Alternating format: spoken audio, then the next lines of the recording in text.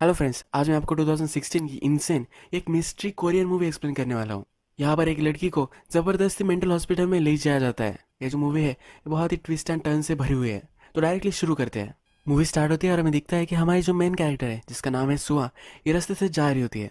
जाते जाते ही कुछ लोग उसे पकड़ लेते हैं और गाड़ी में डाल देते हैं। इसके बाद इसे मेंटल हॉस्पिटल ले जाया जाता है। इसे लोग वहाँ ले जाकर शॉक वगैरह देते हैं। ये सीन यही खत्म हो जाता है और हमारा नेक्स्ट कैरेक्टर हमें दिखता है। इसका नाम है नामसू। नामसू जो होता है तो एक चैनल के लिए वो काम करता है। इसका स्पेशल एक प्रोग्राम होता है। इसका प्रोग्राम जो है बहुत ही सक्सेसफुल हो गया है। इसी वजह से इसके आज इंटरव्यू चल रही है। इंटरव्यू जब चल रही होती है तो जो इंटरव्यूअर होता है उसकी असिस्टेंट वहाँ आती है और उससे कहती है कि नामसू का जो प्रोग्राम है वो फेक है। अभी अभी इसकी न्यूज़ ब्रोक हुई है। नामसू की पूरी रिपुटेशन खराब हो चुकी है। तो यहाँ से वो चला जाता है।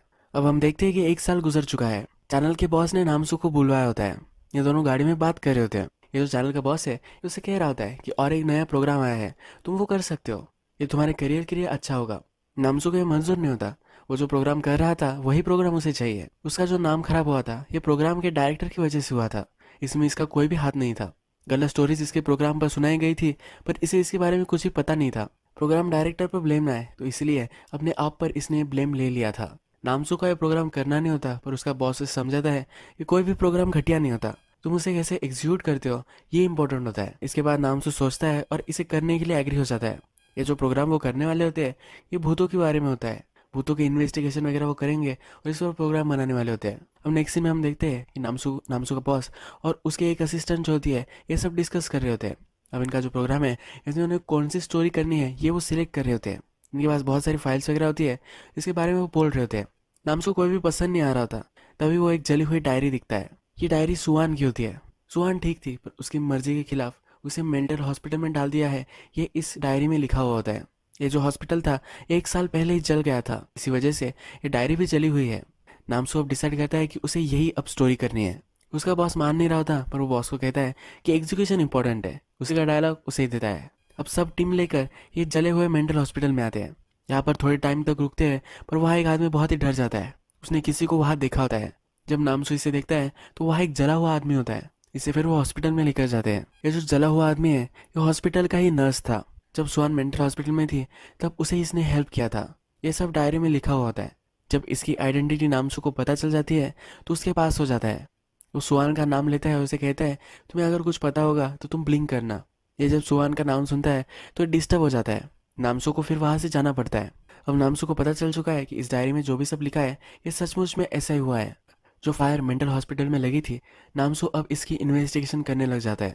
वो लोकल अथॉरिटीज से पूछता है तो उसे पता चलता है कि उसके बारे में इन्हें कुछ भी ज्यादा पता नहीं है। ये जब आग लगी थी उसी दिन एक पुलिस ऑफिसर भी मर गया था। सब लोग इस इन्वेस्टिगेशन में जुड़ गए थे, तो आग के बारे में कोई भी किसी को ज्यादा पता नहीं है। ये सब चीजें नाम अपनी असिस्टेंट को कहता है।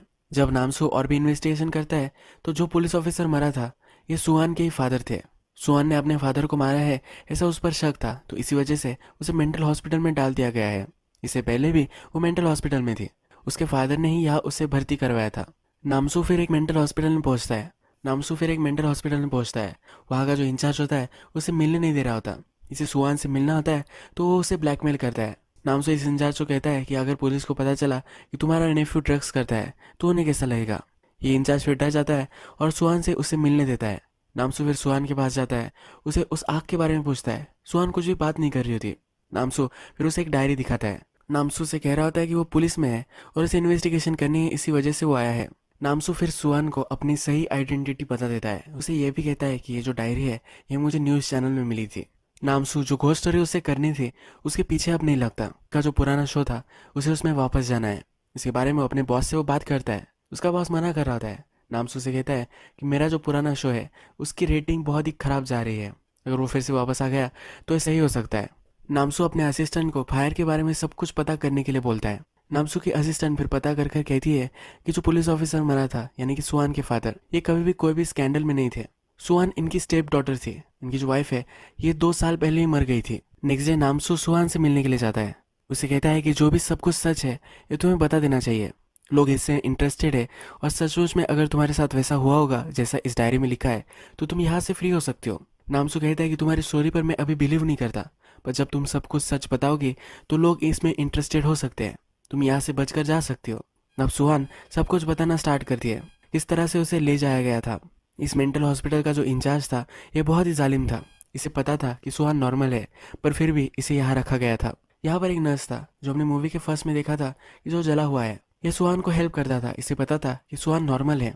जब सुहान गोलियां नहीं ले रही थी तो इस नर्स ने उसे बताया था कि अगर तुम गोलियां नहीं लोगे तो ये लोग तुम्हें बहुत ही तड़पाएंगे।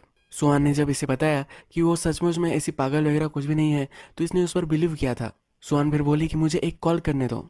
इसके लिए मार नहीं रहा था। सुहान ने फिर एक नंबर लिया और उसके नोटपैड पर नोट कर दिया। वो बोली कि इस नंबर पर कॉल करो, कोई ना कोई मुझे हेल्प करने के लिए आ ही जाएगा। इस नर्स ने इसे यहाँ कहा था कि शार्प ऑब्जेक्ट इस मेंटल हॉस्पिटल में अलाउड नहीं है, तुम कुछ भी लीक नहीं सकते। इसके बाद जब सुहान मेंटल हॉस्पिटल में थी तो वहाँ एक औरत उसे मिली थी। इसने उसे पूछा था कि क्या तुम्हें यहाँ से बाहर निकलना है। सुहान भी इसमें इंटरेस्टेड हो गई थी।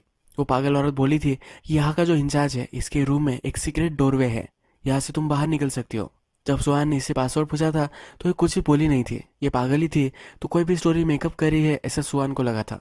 अब जो नामसू इन्वेस्टिगेशन कर रहा है तो इस पर और भी डाटा उसे मिल जाता है।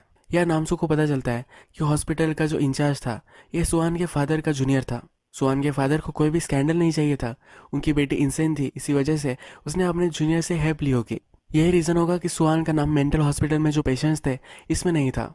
या कुछ ना कुछ तो गड़बड़ थी, तो ये उसे एक्सप्लेन करता है। इसके बाद सुहान की मदर जब मर गए तो सुहान के फादर को यानी कि स्टेप फादर को अब बहुत सारी प्रॉपर्टी मिल गई थी। यह भी बहुत ही सस्पिशियस होता है। नामसू जब सुहान के पास फिर से आता है तो कहती है कि हॉस्पिटल का जो इंचार्ज था ये वहाँ के पेशेंट से अनैतिक शारीरिक संबंध रखता था। इस मेंटल हॉस्पिटल में रहना उसके लिए बहुत ही हार्ड था। इसके बाद हम देखते हैं कि नामसू और उसके असिस्टेंट अब पता कर रहे होते हैं अगर सुहान मेंटल पेशेंट नहीं थी तो उसे क्यों वहाँ रखा गया था। जब वे कुछ लोगों से बोलते हैं तब उन्हें एक लॉ के बारे में पता चलता है। अगर किसी आदमी के केयरटेकर्स उसे मेंटल हॉस्पिटल में भर्ती कराने के लिए साइन दे देते हैं तब उस आदमी की मर्जी के खिलाफ उसे वहां रखा जा सकता है। ये बहुत ही घटिया लॉ होता है और इसके खिलाफ लोग बहुत कुछ कर भी रहे होते हैं, पर अभी भी ये चेंज नहीं हुआ होता। कुछ लोगों ने इस पर आवाज़ उठाने की कोशिश की थी पर यह सब दबा दिया गया था। कुछ साल पहले हॉस्पिटल का जो इंचार्ज था उस पर एक इंक्वायरी बैठी हुई थी। इस इंक्वायरी को सुहान के जो फादर थे इन्होंने सब निपटा दिया था। इसी वजह से हॉस्पिटल का इंचार्ज इसको ओ करता था। इसी वजह से उसने इसे हेल्प किया था। अब नानसो को पता करना होता है कि हॉस्पिटल के इंचार्ज पर इंक्वायरी क्यों बैठी थी। जिसकी वजह से इंक्वायरी हुई थी उसके रिलेटिव के पास ही जाते हैं। वहाँ पर एक औरत होती है। ये अब इन्हें कहती है कि मेरे फादर वहाँ थे, इनका एक ऑर्गन उन्हें निकाल दिया था।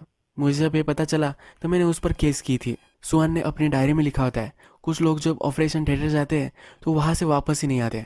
इसका मतलब है हॉस्पिटल का इंचार्ज लोगों के पार्ट्स निकाल कर उसे सेल कर देता था। हॉस्पिटल रिकॉर्ड्स में कुछ लोगों के नाम नहीं होते हैं। इसका मतलब है जो लोग यहाँ आए थे उनका नाम ही नहीं था, तो इनके अगर ऑर्गन सेल कर देगा तो कोई भी केस वगैरह कुछ भी नहीं होगा। सुहान जिस कमरे में लॉकअप थी उसके साइड में और एक कमरा था। वहाँ एक आदमी था जिससे बात कर सकती थी। उसने इसे कहा था कि उसे पता है कि यहाँ बाहर कैसे निकलना है। सुहान ने उससे जब पूछा तो उसने कहा कि मुझे शॉवर में आकर मिलना। जब ये शॉवर में उसके पास गई तो इसे कुछ भी मालूम नहीं था और सिर्फ वो टाइम पास करना चाहता था। उसने सुहान को जकड़ लिया था तो सुहान ने उसे एक चाकू से मार दिया था। जब सुहान ने उसे मार दिया तो सब हलचल मच गई। इसके बाद हॉस्पिटल का इंचार्ज वगैरह सब लोग उसके पास चले गए और सुहान वहाँ से निकल गई। हॉस्पिटल का इंचार्ज का जो रूम था उसके पास वो आ गई। वहाँ का जो सिक्योरिटी कोड था ये उसे पता नहीं था, पर उसे जो पहले पागल औरत मिली थी जिसने उसे बताया था कि उसे सब कुछ पता है, इसने उसे अब ये सिक्योरिटी कोड दे दिया था। ये अंदर घुसी और सीक्रेट डोरवे उसे मिल गया। इससे वो बाहर की दुनिया में आ गई, पर ये जरा इंजर्ड हो चुकी थी। ये पागलों की तरह स्ट्रीट से घूम रही थी। ये पुलिस के पास गई और उनसे इसने हेल्प मांगा। इसे लगा कि पुलिस अब इसे हॉस्पिटल लेकर जाएंगे, वे इसे फिर से मेंटल असाइलम में ही लेकर गए। अब जो हॉस्पिटल का इंचार्ज था इस पर बहुत ही चिढ़ गया था। इसे फिर वो ऑपरेशन थिएटर में लेकर गया और इसके ऑर्गन निकालने वाला था। ये सब हम नामसू को पता चल गया है तो ये सब चीज़ें अपने बॉस को समझाता है।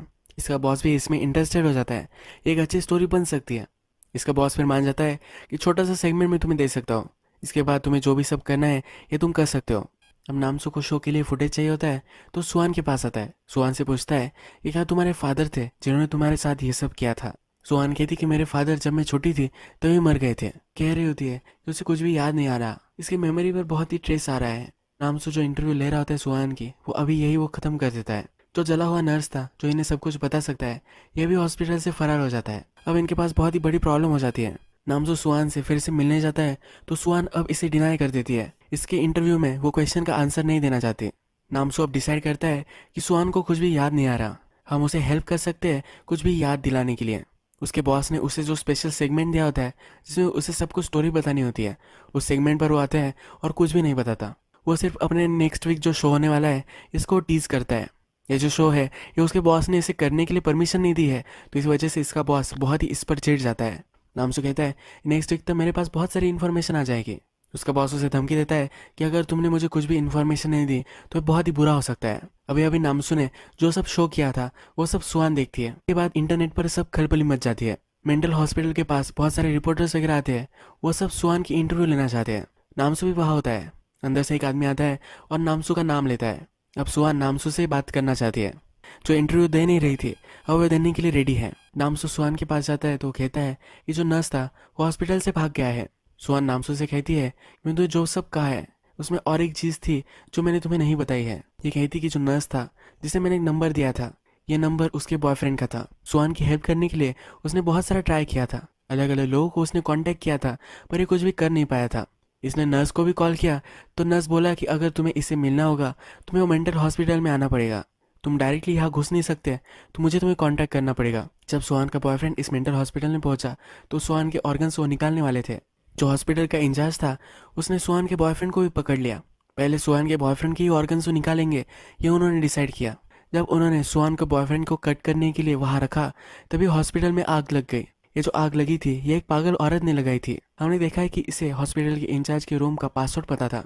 ये अंदर घुस गई थी और कैंडल से खेल रही थी, इसी वजह से अब हॉस्पिटल में आग लग गई थी। इस आग में हॉस्पिटल का जो इंचार्ज था उसे इन्होंने इंजोर कर दिया था। वो मरने ही वाला था, पर सुहान के बॉयफ्रेंड को भी उसने पकड़ लिया था। इसी आग में सुहान का बॉयफ्रेंड भी मर गया। सुहान यहाँ से बचकर निकल गई थी।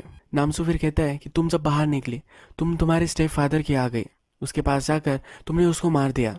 हमें पता है कि नामसू उस पर ज्यादा बिलीव नहीं कर रहा था। नामसू फिर कहता है कि तुम हमेशा से पागल थी, इसी वजह से तुम्हारे फादर ने तुम्हें वहां भर्ती करवाया था।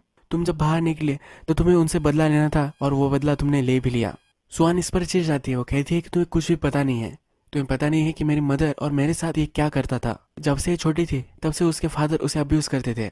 सुहान फिर उसे कहती है कि मैंने उसे नहीं मारा है, पर जब मैंने उन्हें वहां देखा तो वो पहले ही मरे हुए थे। अब नामसू इसका एक शो बनाता है और शो में ये सब जो स्टोरी थी ये सब कुछ बता देता है। इसके बाद सुहान की जो केस थी इसमें इन्वेस्टिगेशन पूरी नहीं हुई थी, क्योंकि सुहान एक मेंटल पेशेंट की तरह बर्ताव कर रही थी। जब पूरी जांच होती तब इन्हें पता चलता है कि सुहान के जो स्टेप फादर थे ये मेंटली अनस्टेबल थे। ये मेंटल हॉस्पिटल से ड्रग्स वगैरह मंगवाते थे। जब वो मरे थे तब ये ड्रग्स ही कर रहे थे। इन्होंने अपने आप से खुदकुशी कर ली थी। इसके बाद सुहान की हियरिंग होती है। कोर्ट अब डिसाइड करती है कि सुहान के खिलाफ इनके पास पूरे एविडेंस नहीं है, तो अब इसे वो छोड़ देगी। सुहान जब मेंटल हॉस्पिटल से निकलती है तो नामसू उसे लेने के लिए जाता है। वो फिर उसे उसके घर छोड़ देता है। सुहान जाते जाते अपनी डायरी नामसू को दे देती है। उससे कहती है कि मेंटल हॉस्पिटल में कुछ भी लिखना अलाउड नहीं है। अगर मेंटल हॉस्पिटल में कुछ लिखना अलाउड नहीं है तो सुहान ने कैसे लिखा था। नामसू अब सब चीज़ों पर सोचने लग जाता है। अब हमें सचमुच में जो भी कुछ हुआ था ये दिखाया जाता है। सुहान के जो फादर थे उसने सुहान की मदर को मेंटल हॉस्पिटल में रखा था। वो एक्चुअल में डेड नहीं थी, तो मेंटल हॉस्पिटल में उसे रखा गया था। जो भी सुहान ने कहा था कि मेंटल हॉस्पिटल में उसके साथ क्या क्या हुआ, ये सब उसकी मदर के साथ हुआ था। नर्स को जो नंबर दिया गया था ये सुहान की मदर ने ही दिया था। सुहान ने बोला था कि उसे हेल्प करने के लिए उसका बॉयफ्रेंड आया, पर ये बॉयफ्रेंड एग्जिस्ट नहीं करता था। ये जो नंबर था ये सुहान का था, तो उसकी मदर को हेल्प करने के लिए सुहान ही वहाँ आई थी। जो फायर हुई थी तो उसमें उसकी मदर मर गई थी। अपनी मदर का बदला लेने के लिए उसने सचमुच में अपने फादर को मार दिया होता है। इसने फिर ये डायरी प्लान की थी। न्यूज़ चैनल्स को इसने ये डायरी भेजी थी, यानी कि इसकी फिर से इंक्वायरी हो जाए और इसने जो मर्डर किया है ये अब इसे छूट जाए। सचमुच में ऐसा ही उसका प्लान अब सक्सेसफुल हो जाता है। अब लास्ट सीन में कैमरे की तरफ ये देखती है और यही कल्प्रिट है। यही मूवी एंड हो जाती है।